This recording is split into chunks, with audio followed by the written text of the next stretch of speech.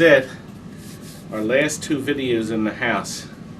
And this video of Cabaret A Go-Go will feature these three classics in Todd's Cabaret collection. Let me turn on the overhead lights.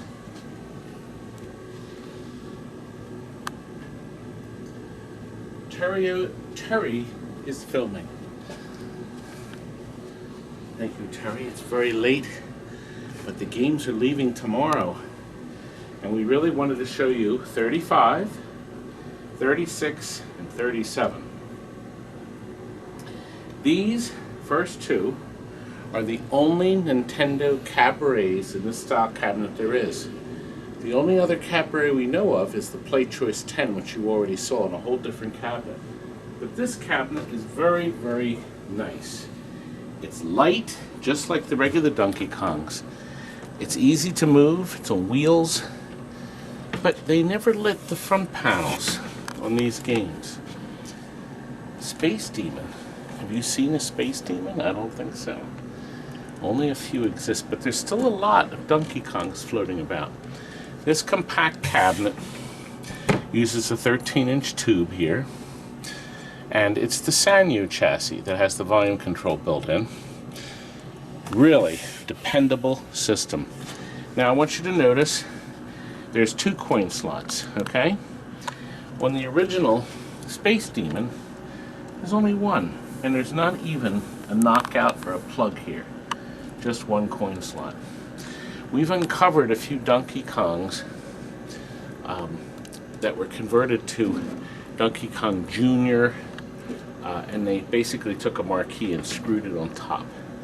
But as far as we know, these are the only two games produced in these cabinets. The Space Demon is full color. This one came first. It's kind of unusual because you'd think a couple other games would have come out this way, but they didn't. Anyway, before, we already know the gameplay of this, so I'm not going to have to go into that, but let's go behind these two. I'm going to show you both at the same time. The original Donkey Kong board set, right there. Sanyo monitor and a new power supply is hooked in there. So that is ready to go for our customer, and a spare book. Look at the serial number. 1658. So, looks like they made quite a few. Now I bought this Space Demon from a customer who said he had one. He shipped it to me and the monitor broke loose and actually broke the tube. So we put another chassis, another monitor in here. There was no plate here. Sadly, the plate is missing. So we don't have any kind of number. Power supply was perfect, so we left the original power supply intact because we thought of the rarity of the game. But look, an extra working Space Demon logic board for Mike. Rarer than hen's teeth. They will have to be mounted on the board. We got the board set and mounted on the board, and we took it off. You can tell that this game was never a Donkey Kong and converted back because of the wood setup in here. See, they used their same wing nut system. Take the wing nuts out and the board slides out. Very nice for servicing. Monitor's been rebuilt too. We just don't know how many of these they made. Would you say like none? I would say so. Here, come on up front. I'm going to do some quick gameplay. Squeezing through. Because so few people have seen this. This has a feature called a jump feature. If you jump, you go far ahead. So some people say, well, it's a lot like Galaxian and Moon Cresta. But you know what? When you jump, you can actually kill everything in your path. Watch. See? Everything I run into dies. Now you have to be careful. Did you see that? That was like a landmine. He explodes, and everything in his way will blow up, including you. Now it's time to jump, guys. Time to, uh-oh. You see him? That cretin. That wasn't very nice, was it? Very interesting game. There's actually a sheet of paper that describes the jump mechanism. And it's a very good idea to jump as often as you can.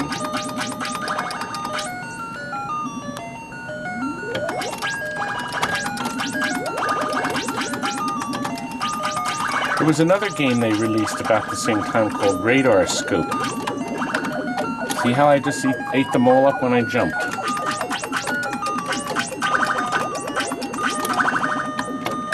Now you get 50 TIE Fighters.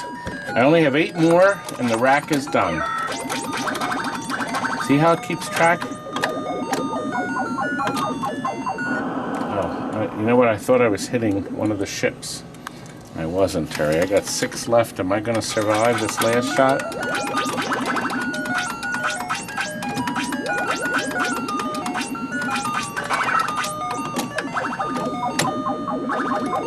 One left.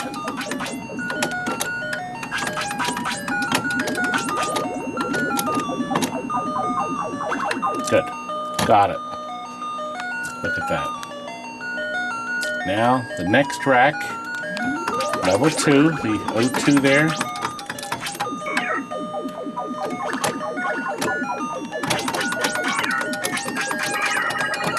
Uh-oh, watch out. He got me. Did you see the side shot? Dead as a doornail. But I still have one guy left, it looks like. 34 left.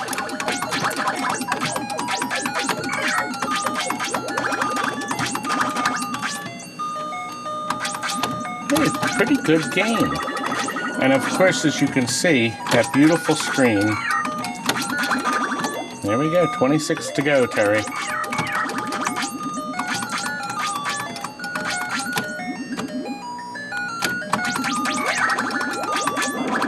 Nope, that's the end of that.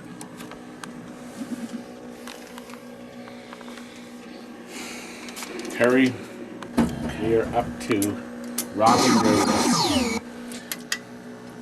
I always liked this game. You read the maze, you crawl through, and you need the key to get out. But you also need to pick up all these poor helpless slobs. Now the first screen is easy. Now I could leave, but I'm being a whore, and I want to take that with me.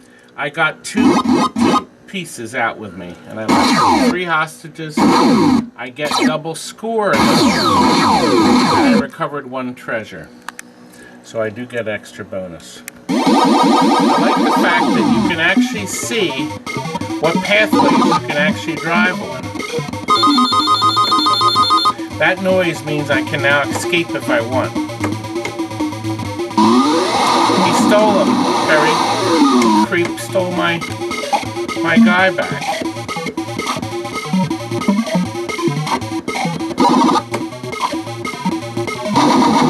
Uh-oh. Ah! He killed me. Now, if I had reversed, instead of killing me, he would have gotten... I'm just going to escape. I got 2 of my guys out. Guide Roto through the maze.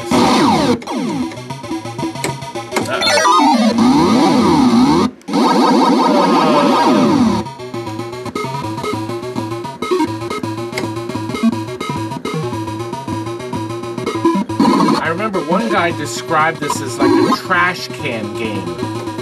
He says that trash can game doesn't work. I remember when we used to do service calls on this. But it's great stereo sound, by the way. Now notice my maze is down huge. You see how the nice little arrows come up? So even if you couldn't tell which direction, the arrows help show you where you can move and where you can't. I thought that was a nice little option that they did.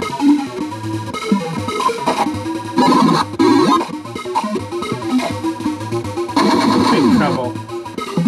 Big trouble again. Oh, crap. I think that's the end, Terry. Game over. Pretty neat, huh? Hey, let's go to the back and we'll show you what's back here.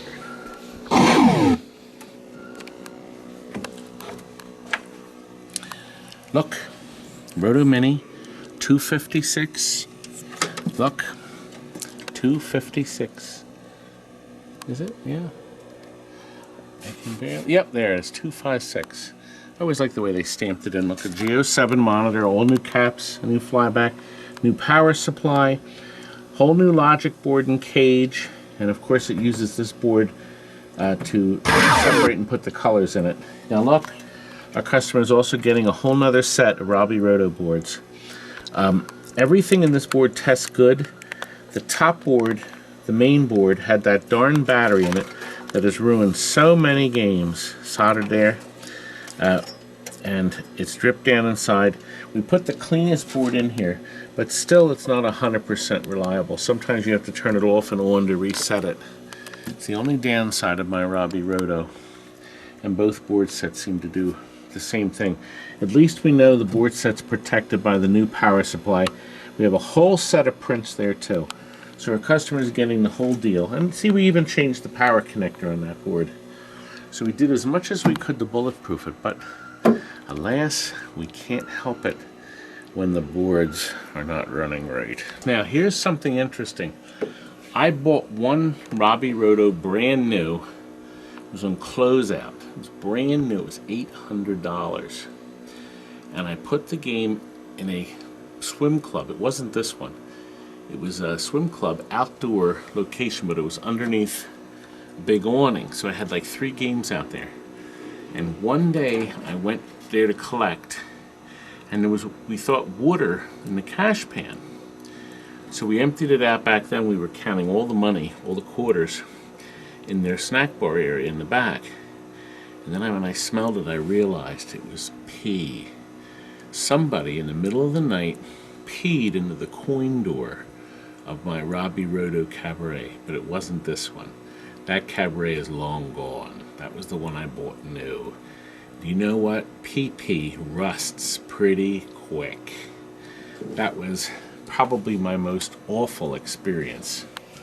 Anyway, lastly, I want to show you these last games in our set. Missile Command is number 1. You've seen the little mini game with the little roller here. Okay, little 13-inch television. It was just a blackout screen in here, but look at the design of the cabinet. It's the same cabinet that Asteroids Deluxe is in. I always liked this. I thought this was a real sleek design. And if you look at the side view, Terry, take a look at the side. It's very, very space looking. It's just a nice feature. And just like Targ and Spectre, Atari put a metal handle here, and they had their marquee down here that's lit. Very nice. Here, we'll move on to the next one. Hang on. Okay. We have a new one of these we're trying to locate. We're going to send the game to him, and then he'll put one of these on. And our last game, Terry, we'll keep the camera over here, of the night, is Afterburner. This is the end of the line. All the games in my basement that are going out tomorrow. Anyway, let's get back to the shop. Have to show you, somebody's on their way over now, and I'm going downtown, and they're not sure whether they want to buy the KISS Pro or the KISS Limited Edition. So we've set them both up. So whatever, when I get back, we'll see which ones are different. You can right off the bat see that we have an animated character there. We have these lighting bow tie here, beautiful red. Oh, it looks nice. But I guess I'll find out tomorrow. Anyway, off to the Mann Music Center where we are going to be seeing part 2 of Lord of the Rings with a 100-piece Philadephila Orchestra and a 100-piece choir.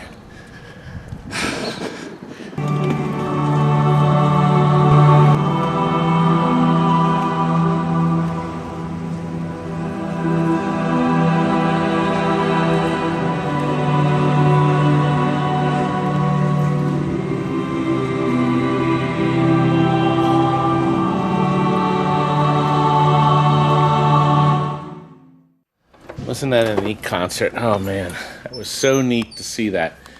And while we were away, the Pro got picked. So we still have a limited edition available to buy. Let's go back to the shop. Well, before we continue, Frank's beautiful wife baked us something. For me, actually. No. Ah! She wanted to make sure you weren't the only ones that ate them. Well, let's see. I can tell you right now. First of all, your that face one, is way too close. this one, Get this your one, hand this one, away. this one, and that one are mine. They're all yours. No, you just had your friggin' face in them. And your fingers are way too close. Do you think I have an aura of stench about me? Yeah, but you pick your toes all day long. I'm sure things are falling off your fingers, toe crust. Well, somebody has to pick them. Ew. You can stop long enough if you want to have one of those delicious donuts. Or cupcakes. Cupcakes, right, Jonathan? Oh, God. Who gave you permission to have more pretzels? My pretzels. Sorry. There's no mustard. You forgot the mustard. Jonathan, we have to go next door. This one fella is getting 2 mechanical Gottlieb wedge heads. We get these in trade. Kids go nuts for mechanical wedge heads. Look, more. They picked up a bunch of stuff yesterday and we have more. We only sell the very best at TNT. Only the very best. Look, a truck full of games. We actually have so many games we're going to be taking both vans. This is that big corporate sale you've been watching. Now, these better be working, Jonathan. All right, let's see what we have. Well, here they are. We're going to be shipping these to Texas, I think. Let's see. That's the program loader. And look, I got a ball. Obviously, I'm going to need new rubbers and things. Good. And soccer's animated too. Loading. That's the computer, by the way. That's the Intel processors and the Z80s all doing this. There is no Intel Somebody thought I was serious when I said that. No, there's no Intel I know, it was the IQ. He didn't get the sarcasm. Here's the link to that video. Even 5 years ago, I had really awful sarcasm. I was so mean. Actually, come back here, Jonathan. Let's look. I think the Z80s are somewhere in here, Jonathan. This is the light box, but we call it the head. And then that's the interconnect. This is all processed through Intel. These are Intel, right, Jonathan? Yeah. SD cards? SIM cards. See what's working. Okay, good. I told the guy that they probably don't work or work well, but they're actually working great. What we do take is these in trade. That people don't want to fiddle around with a stuck switch, and they're nice and clean. The playfields are decent. This one's going to need some touch-up. The cabinet, the usual touch-up. I think this fella's going to be very pleased. God, it's hot. Ooh. Let's get back to the shop. You brought the baby. Yeah, play. Little rose petal. Rosie. Hello there. You're scaring her. Scaring her? No, I think it's you. She's looking at you. No. She's looking directly at your face. She loves me. Yeah. Loves me. Got that backwards or something. Here, let me put Mr. Light on. There we are. Ah, there's Mama. You've come to bring the babies here. Did you come in to see Virtua Race Fighter? Nobody cares about it. You don't care. No, it's okay, we don't care. I just showed everybody the wonderful evening we had with Lord of the Rings, and now I'm showing them Rosie and Mommy and Virtua Fighter, and then we're gonna go for soup, right? No, not today. No, it's tomato rice soup. People want to see us eat. People want to see us eat. Look, we're sending this over to a museum in Stockholm. It was sent to us. He found it in an arcade, and it was in pretty good shape. The side art, because it was in an arcade, the side art did not get damaged very badly. Stephen had to replace some of the silver because it was gouged. So it's hard to see unless you touch it. So side art's been touched up. This is the original foil solder art, the original control panel. It was too badly damaged here, so we trimmed and painted it with high gloss black and sealed it. All the buttons were taken apart and cleaned. Isn't it nice? And look, we even put the new chrome T-molding on it. It's still covered.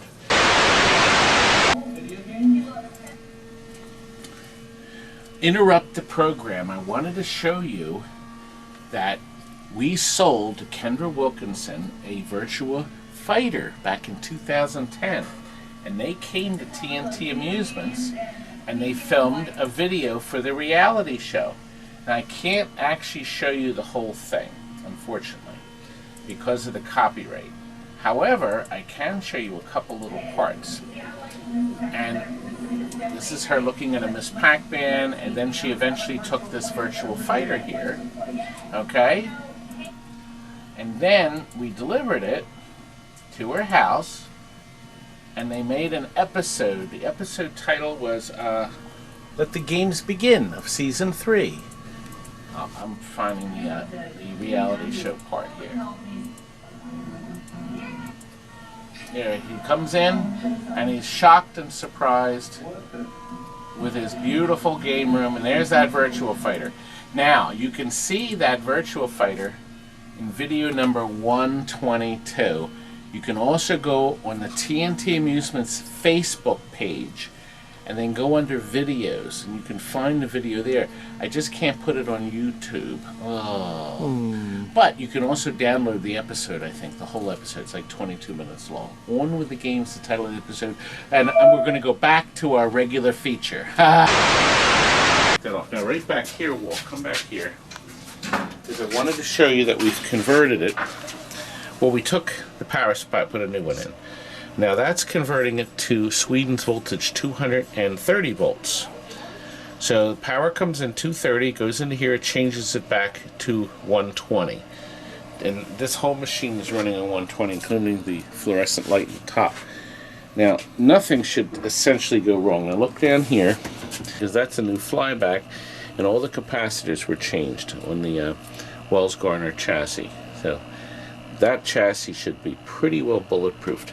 Chris also reheated the connectors on the power supply on the logic board set. Everything was running. The game was actually in pretty good shape. Looks like there's a game control tag number 52. Yep, look up here. Numbers match. It's actually in very nice shape. I think he found it. Where did he get it? It came from an arcade. I'll come this side, Walt, so we can look at the thing. By the way, that's our converted back. So 220 or 120 comes in. This converts it to 220. We plug the machine in. That's this plug here to make sure it's running right. So we know when he gets there, all we'll have to do is cut off the power plug and put his power plug on, and then boom, he will have Virtua Fighter. This has such a great stereo track.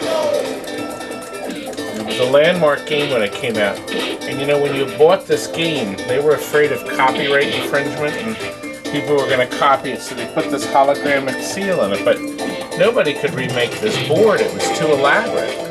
So never got that far. So he's got it on free play. We put LEDs here in the display. Well, I'm glad you guys you came with us. You know, we should end this with soup, shouldn't we, Walt? Let's end with soup. Ah, our tomato rice destination. Well, they all chickened out. Just me. No one else. I'm gonna have my soup. Good night.